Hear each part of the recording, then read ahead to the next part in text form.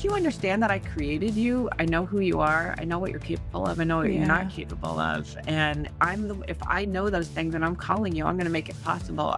This is Heather's paraphrase, but I'm going to make it possible for you to do those. And I so resonate with that. Like I have felt like from the time I was young, there was nothing special about me. There was nothing dynamic. I wasn't the best at this or this or this. I was just okay or moderately good at a lot of things. And God has reminded me over and over again that I created you. I know who you are. I know you intimately, like your weaknesses and your strengths. And if I ask you to do something, I will pave the way and I'll make it possible for you to do it.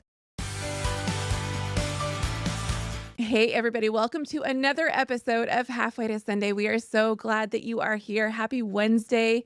And today I get the distinct pleasure and just honor to interview Heather Day and have a conversation with her about authentic faith, what the work she does with the Barnabas Foundation. And honestly, she's a writer, she's a mom, she's a wife. She has so many things that we get to talk about. But Heather, welcome to Halfway to Sunday. Thank you, Jill. It's so nice to be here. I am so excited for our conversation. I'm so excited to get to know you and the work that you're doing. But I got to tell you that we start each episode with Tell Me Something Good. It's a way to bring so much light and joy to the world around us. And so, Heather, what is bringing you joy this week? Yeah. So here at the time of recording, I'm here in Chicago, and it is frigid in Chicago. I there's not much that makes me more cranky than the cold weather. But Yeah. the good thing that came out of it is it's so cold that the schools have closed down in our areas because of the wind wind chill. And my daughter, who's a freshman in college, she goes to school across town. And I try to give her space, live over there. We're gonna give you your space. And I just kind of casually floated out, trying to be nonchalant, like, hey, since you got no classes today, how about you just come spend the night here? So she did. So my daughter is home Oh. and she brought her nail kit to do my nails later. And I'm just excited for girl time with my daughter. That it was totally unexpected. I'm just excited about that. I love that. As someone who also has grown children, it is so nice just to be in the same space. The holidays were so fun for that just because I felt like I got so much time with my kids. Okay, how many kids do you have though? I have two kids. So I have a 19-year-old daughter, Emma, and a 14-year-old Jackson. And as we record this, it's not early in the morning, but they are both still asleep. So we'll spend time Yes. together later. Yes. Um, I had so many things to choose from for my joy of the week, and that just feels like a big blessing. But I think what takes the cake, which is a funny way for me to say because it has to do with a wedding, but a friend of ours, somebody who we have just she's just part of our family now and part of our small group that we have here at the house, but she's getting married. And it has Oh, been so much fun to watch just this growth in her faith, but then also her and her future husband. It has just been this, I don't know, this really big blessing to our small group, to our family, and it's just been so much joy to see them growing together and to getting to know him and his faith. It's just been really, really cool, and so it's just been bringing me so much joy. that's cool. Oh, weddings are great. Weddings are fun for I that. know. I know, it's so much fun. Okay, so speaking of all the things that we get to talk about, kids, family, the work that you do, would you just introduce yourself to the Halfway to Sunday crew? Yeah, so as you said, my name is Heather Day. I am director of marketing for Barnabas Foundation. We help Christians transfer their wealth in ways that honor God, provide for their families, and support the causes close to their heart. But in addition to that, I am married to Robert. We will be celebrating 25 years of marriage this summer. And Congratulations. thank you. I am very involved in my local church as board member and youth ministry and music and all that. And then also, I wrote a book in the last year, so that came out last year on money and spirit. So keeping Yeah. busy. That's my mo. But yeah, just lots of things, lots of good things going on in my life. Yeah. I'd love to dive into working for a faith-based organization is part of your, let's say, faith journey and what you Mhm. do, but I'd love to take it back a little bit more to you as you followed the Lord, as you dove into a faith that is deeper. What did that look like for you growing up? Yeah, so growing up, my dad is a retired pastor. My mom was also Mm, very actively involved in the church. She led the choir. They just did ministry all together. So I grew up in the church. Literally, we'd be there like throughout the week. When we were not at school, we were hanging out at church with my parents while they were doing different things. yeah. But I know pastors' kids, I always think that they go down one of two paths. They either go deeper into the church or they kind of can resent that and try to go a different way. But Right. for me, it was, there was never a time I remember where I didn't know that Jesus loved me and that I loved him too. And I felt like that call to ministry from a very young age. I specifically remember a moment of just feeling like God was calling me to what I interpreted at the time was to be a Mm, missionary. And over the years, I've tried to sort out what that looked like. And as I grew older, God just continued to yeah. reveal to me how He had given me gifts and wired me in a certain way that calling has played out through a nonprofit ministry and Mm, being actively involved in my local church, but nonprofit ministry and how I can help share the gospel around the world literally through my skills and not yeah. be put into a box. How did you know that you were loved? What that really caught my attention when you were talking about it. Like, what would you describe as that moment you were like, "No, I really get this. I really do believe that I'm so loved by God." I think it was, for me, I was very fortunate to have parents that modeled that. Mm, I saw that the same people that they were on Sunday mornings and, Wednesday night church, that they were the same people yeah. at home. And they were just stable and consistently modeled the love of God.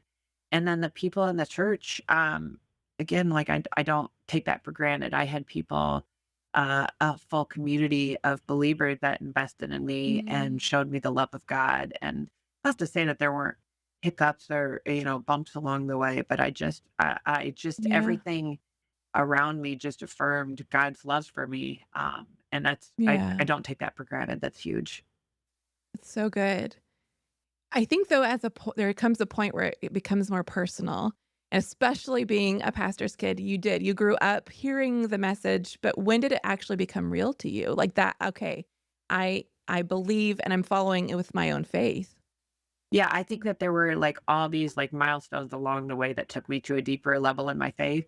I remember the first time that I remember being in children's church. I don't even know how young I was, but I remember going up front when the children's pastor at the time talked about asking Jesus into our heart, and I remember going forward to do that, but I remember that it was mostly motivated by this cute boy that went up, and Right. I wanted to be up Right. there along with him. But then I remember being in my bedroom by myself, and Mhm. just praying at that time. This is probably a year or two later where I distinctly remember praying, God, I don't know if I meant it at the time, but I do now. I want to have a relationship with you and I want you in my Mm. heart and I want you to be my Lord and Savior. So that was I was pretty young. I was probably 8 years old when I Wow. when I said that prayer. And then over the years, God just continued to draw me into a deeper Mm. relationship with Him. So as a teenager, praying, like, okay, I've accepted you into my heart, but I want to give you everything. I trust you with my life. I trust you with my future. And it's just that again, milestones over and over and over again that I Yeah. had to re-surrender new things to Him as grew in understanding of what that meant for Him to be the Lord and Savior of my life. What I find so interesting though, there's just so many layers to your faith, just the different milestones that this milestone, then this milestone. It's so interesting to you had so many years of following Jesus, but there's just like that closeness that just grows and grows and grows. I am very interested in the fact that you were 8 years old and very self-aware that just like I may not have may not have meant it before, but I mean it now.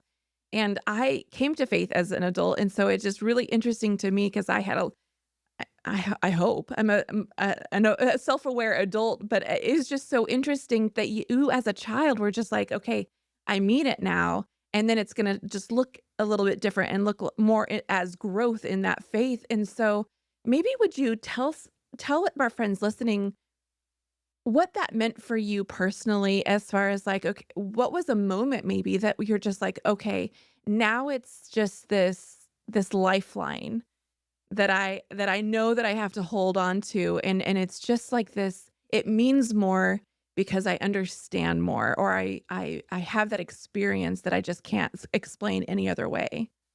Yeah, it's funny because growing up, I would hear these dramatic testimonies of like, "I was a alcoholic and now I'm not," or "I was a Yeah. drug addict and now I'm not," or "Jesus saved me from this." Right.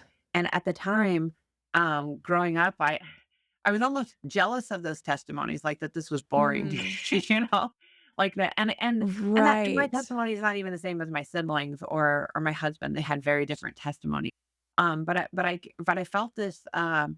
I felt like this almost like I'd missed out on something because I never knew what it was like to Mm. have this giant turnaround. But I've come to understand that just a form of grace and that was my story and that God showed me in a different way. And that didn't make my testimony more or less than anybody else, but that he's faithful. And I'm grateful for that background. And I think he's just taught me things along the way that I needed to know to prepare me for the ministries and the Yeah. relationships he's put me in. Um, it's not it's not a better or worse testimony than anybody else. He just gave me unique experiences that allowed me to minister where he put me. So I'm very grateful Yeah. now that I was saved from having to go through some of those struggles that bolstered my Mhm. faith so that when the hard times came, and they have come, that I was grounded in my faith and had that deep base to build on.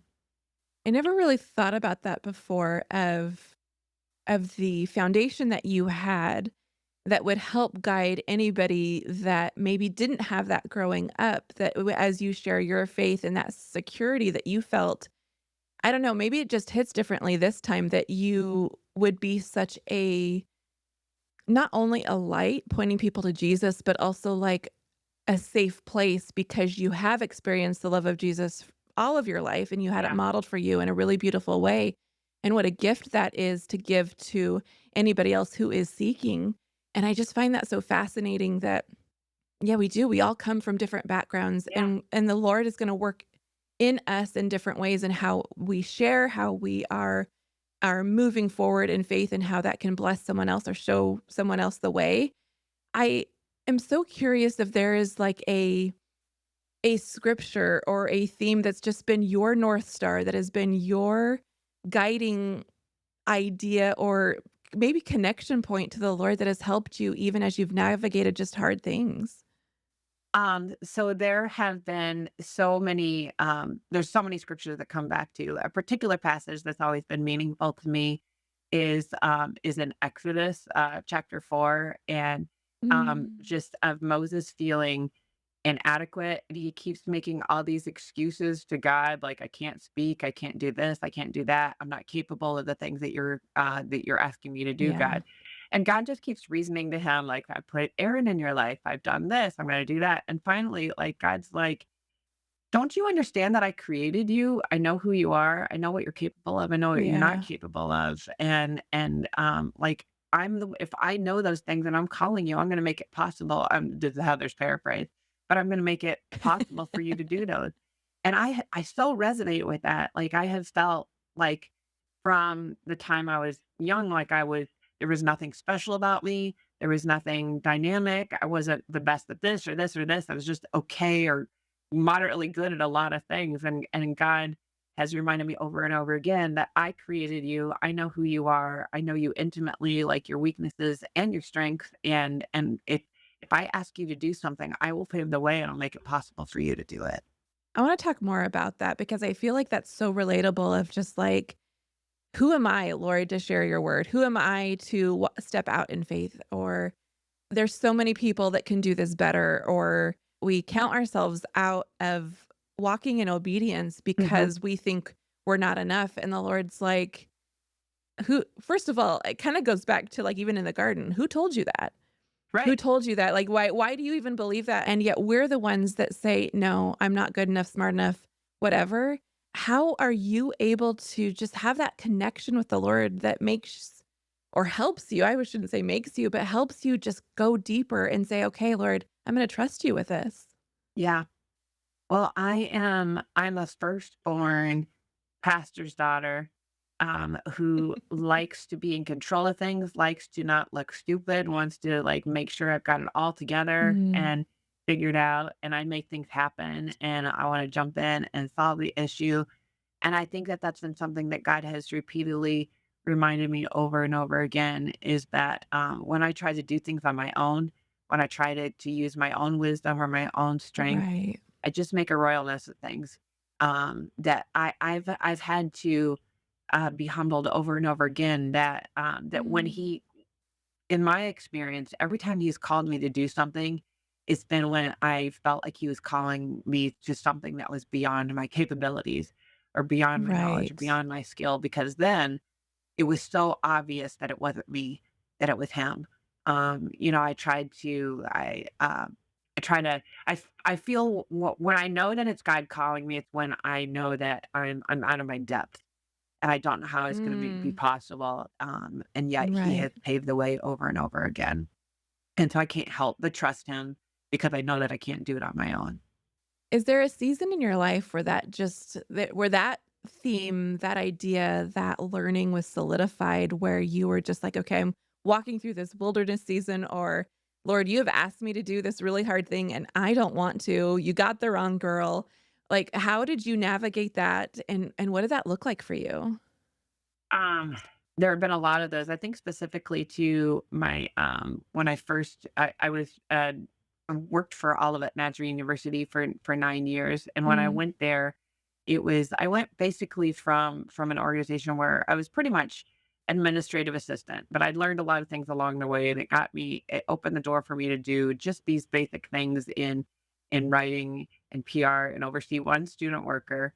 And long story short, um, through a series of circumstances, the director of marketing that at the time, my boss, stepped away for an opportunity, and I was named, the interim director of marketing for this university.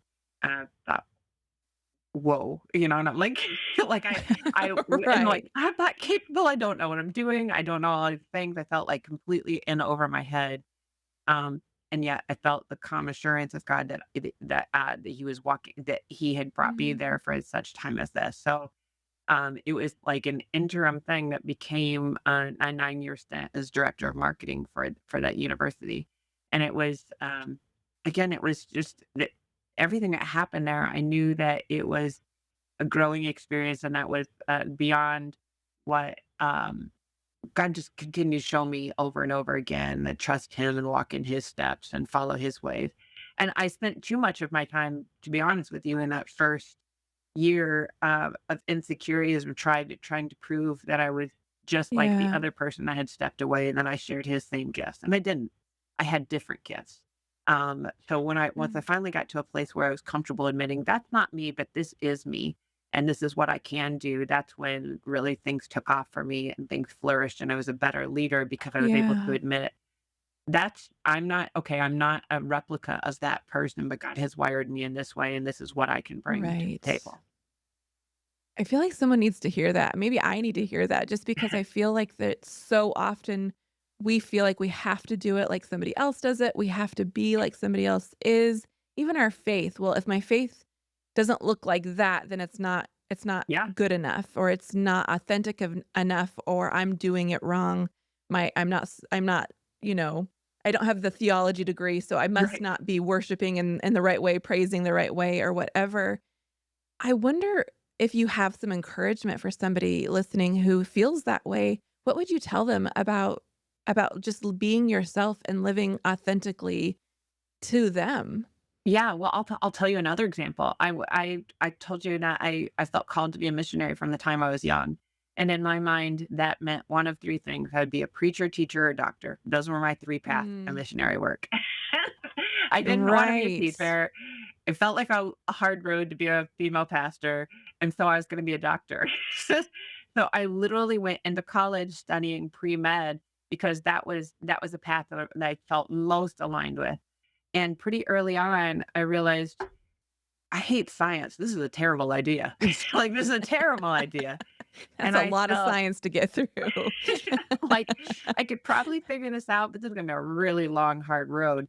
And for the first Yeah. time, like I as a freshman switched my major and it all had to do with a professor saying my communication major, I was taking a speech 101 class and he said, "You have a gift in this, you should stick with it." Mm. And I had no plan, did not understand how talking could possibly be a skill. Didn't understand all like where I was gonna use it, how I was gonna use that. I just leaned into what the way that God had wired me. And that's what I tell like Mhm. students, what I would tell anyone, like I tell them to lean into your passions and your gifts and don't try to force yourself down to a box of the way that you Yeah. think that you have to be able to be used by God. Lean into he Mm. created those passions for a reason and he created those skills for a Yeah. reason. And stop trying to figure out how you're going to use those 10 years down the road and just keep your eyes open to what he has for you Yeah. today. I would say his path has made far more sense in the rearview mirror than it has looking forward because I could see Mm. how he Yeah. lined up the pieces, but at the time, it felt random, and it's not random at all. I'm so glad you said that because I feel it the same way. Like like if you were to put it on paper, it kind of doesn't make sense. Like the Right, Lord led me here and here and I walked through these different and I have these different skill sets because of it. But honestly, if just without the Lord it doesn't make sense. But now even in this moment, in this purpose and whatever, then I'm like, "Oh, I see why. I see right, why I had to go through that or learn that or even be a part of that project or whatever it is, and right, I can you kinda, like, reverse engineer, and you're like, "Oh, okay, I see that." But it's so hard in the middle of it because you're like, "This doesn't make any sense. right. This isn't what I set out to do, this isn't my plan," and so I love that you bring that to light because I think that we all need to be reminded of that over and over again of just, like, the Lord's ways are higher than our ways, and that's not just a platitude, that is just He knows more than we do. Yeah, And he's going to lead us if we say yes, our yeses to him will ultimately lead us to that purpose. In fact, I as you were talking, there's this question that I feel like the Lord just keeps putting on my heart, like when people are talking about what they wanna do or their purpose, and I'm just like, "What sets your soul on fire? yeah, What lights you up inside?" Because yeah, chances are the world needs more of that. Chances right. are that's the way the Lord has wired you and wants to invite you into something really cool. Yeah, But it's us who blocks that. So how did you get to that point where you're just like, "Okay, I'm going to be me. I am going to live authentically. I'm going to" like, what was that turning point or that flip? And let me also say that I know it's a process, and so mhm. sometimes we backslide or whatever. But how would you explain just, like, living fully in that authentic space? I think it's taken me seeing over and over again that that's the only way it works. When I try to Mm. force myself through a door that's not open or I try to walk down a path that's not cleared, it goes nowhere.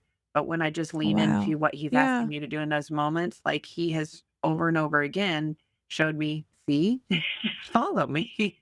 Um, I Yeah. I had, I told this story of my son like, we like to go camping as a family, and when my son was a little bit younger, when he was still holding my hand everywhere we walked, we had to go to the bathroom late in the evening and, like, we were out in the pitch black, and there were no camp lights. We just had our little lantern that we were holding on the path.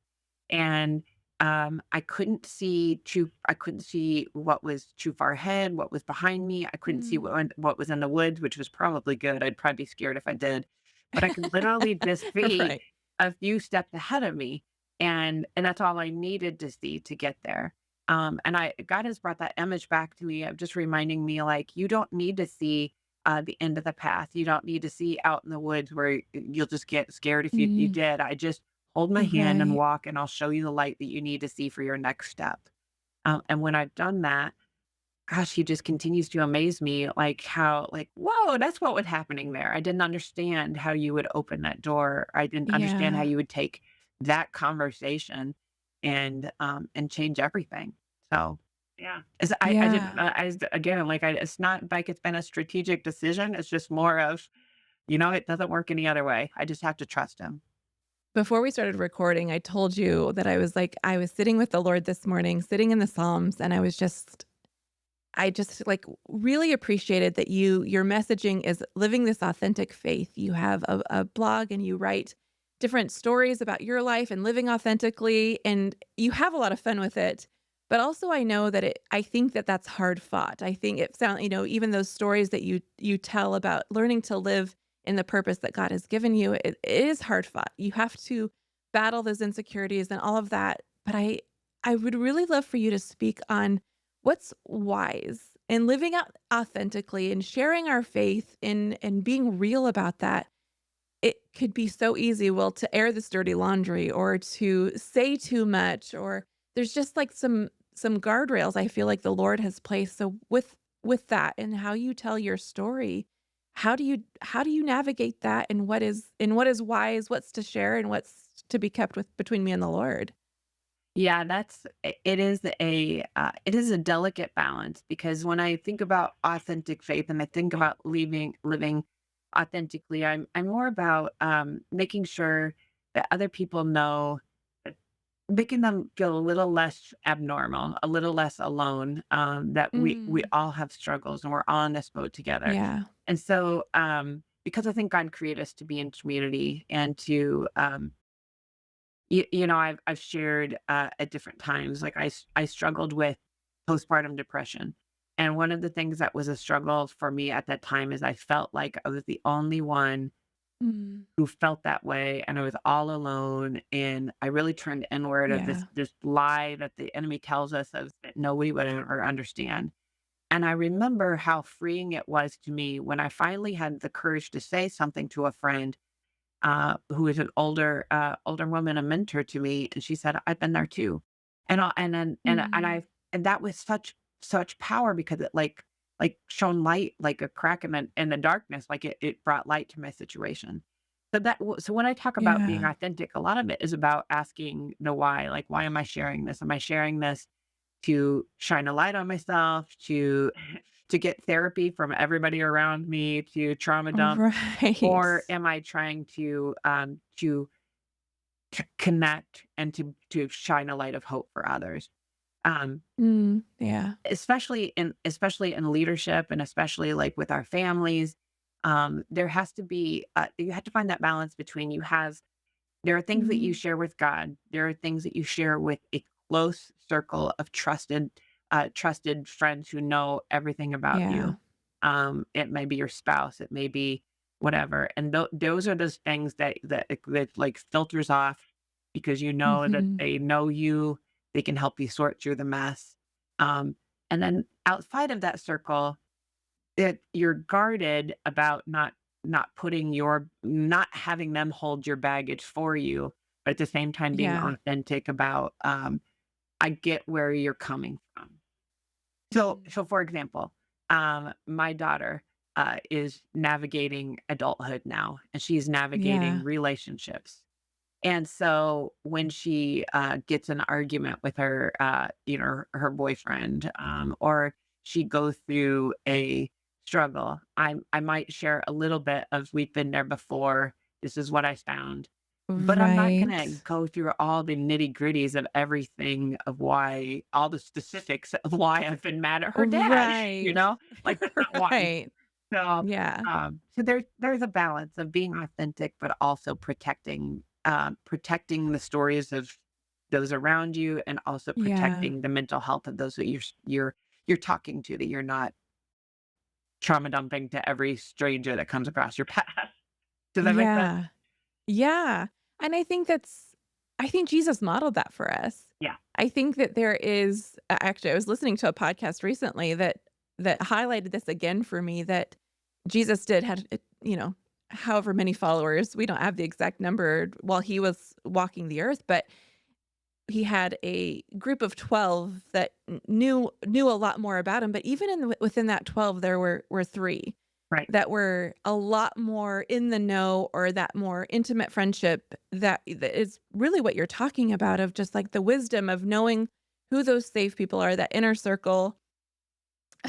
Some people call it the donut hole. Like who's that really Right. small part of the donut that is Right. that really is the trusted.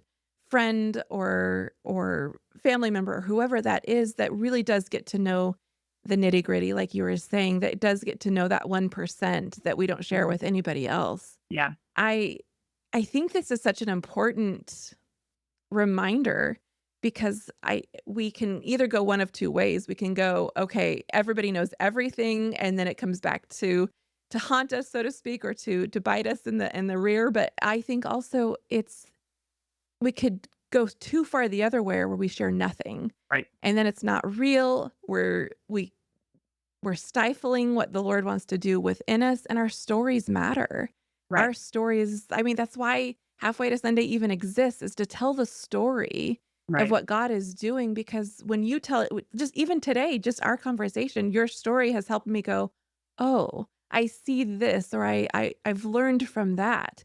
And so, how would you help someone lean into their story? I mean, I know you even do that in the work that you do, and writing a book and all of these things, you've used story to help people learn or help people grow. So what would you tell someone, or how would you help someone see that? Yeah. I think, my my dad always shared it, I'm sure he got it from a book somewhere, but I quote him Mhm. as the originator of it. But he always talked about this feel, felt, found method, and I do talk about this in my book, like this idea of sharing our story can be as simple as saying, "I know how you feel. I felt this way Mm, before, but here's what I found." So it doesn't have to be like a spilling of our entire guts or anything like that, but just like somebody struggling with their toddler. Like, I know how you feel. I mm. used to watch you. I felt that way before when my kids, when I just couldn't get them to, like, I couldn't walk to the grocery store without looking like a lunatic. Here's what I found.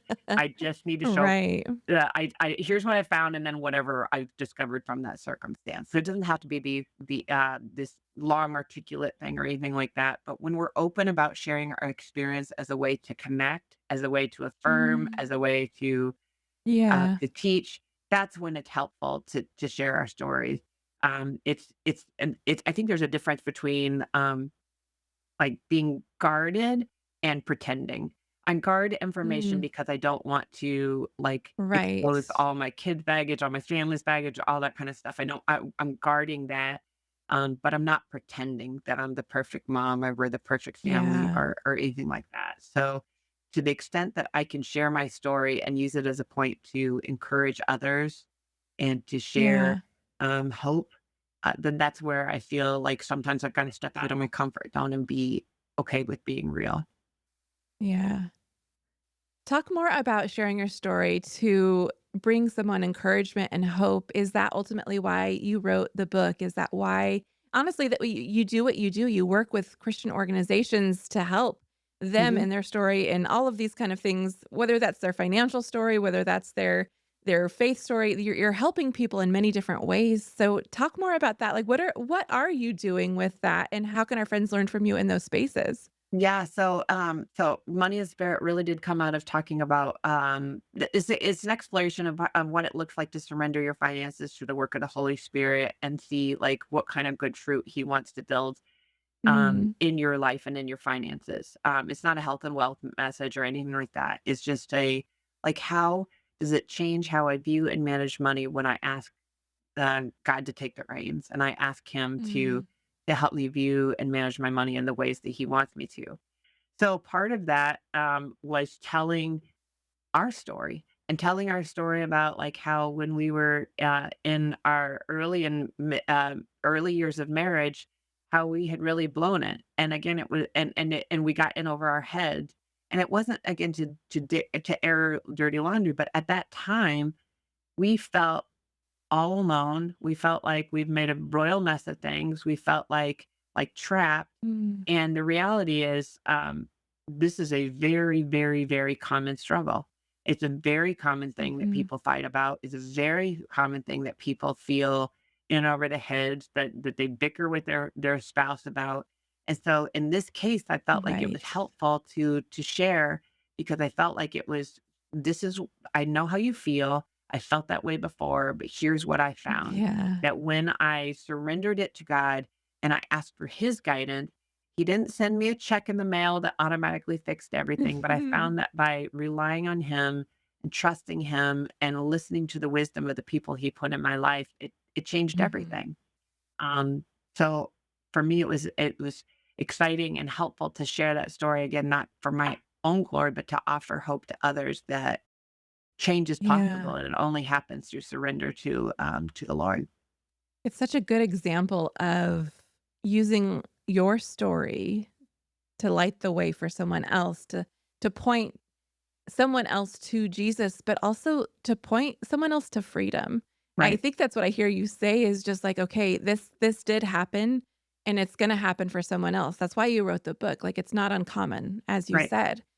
But at the end of it is hope. At the end of it is a light pointing to, I don't want to say solution, but Jesus is the solution. right, Letting the right. Holy Spirit guide you in this is the solution. I It feels like we have a lot in common. We started this episode with joy for a reason because joy feels so important and so needed right now. I think it feels like that it's important to you as well. And so I wanted to know where that came from, where you seem to want to highlight the joy around you or looking for joy even when it feels like it's hard. How did that come about? What brought you to that? My joy truly comes from just knowing that God walks through whatever my circumstances are, that He's there, that Mhm. um, even in the midst of incredibly difficult times, and when it seems all hope is lost, when it seems that there's no way out or what can possibly good come out of this, God is walking through Mhm. it with me, and every single time that I've gone through a struggle, He has I look back over my life and I see over and over and over again how He redeemed it for good. How things that Mm. just felt completely awful, Yeah. and they were awful, but He took them and somehow made something beautiful out of it. And so, like, I really try to just focus on that of like, God, I don't know what you're doing right now, and I don't Yeah. understand, and this is difficult, but my joy is not contingent on whether what my bank account looks like, whether it's frigid Yeah. outside. you know, my joy is not contingent on that. My joy is Right. on knowing that you are my source of strength, and you're my source of joy. You're my source of hope.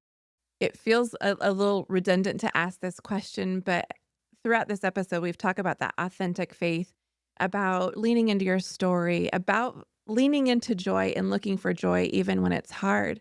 What are you hoping in your writing and the work that you do and in this new company and all the new stuff that you get to dive into? What are you hoping that it what are you hoping that it points someone to or how it helps someone?